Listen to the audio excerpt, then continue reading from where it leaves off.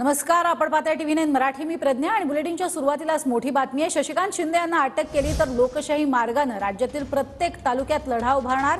दहिवडीमधील सभेत शरद पवार यांनी सरकारला हा इशारा दिलाय. शशिकांत शिंदे यांना रोखण्याचे प्रयत्न केले जात आहेत. मला तुम्ही साथ दिली तर आताही अशीच साथ द्या असं शरद पवारांनी यावेळी म्हटलंय.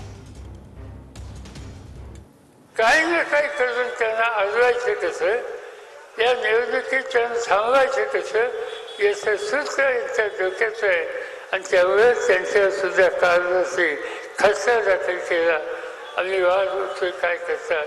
त्यांनी शशिकांतला जर अटक केली तर आम्ही सातारा जिल्ह्यातच नव्हे, महाराष्ट्रात प्रत्येक तालुक्यामध्ये संयमानं लोकशाहीच्या माध्यमाने संघर्ष केल्याशिवाय राहणार नाही.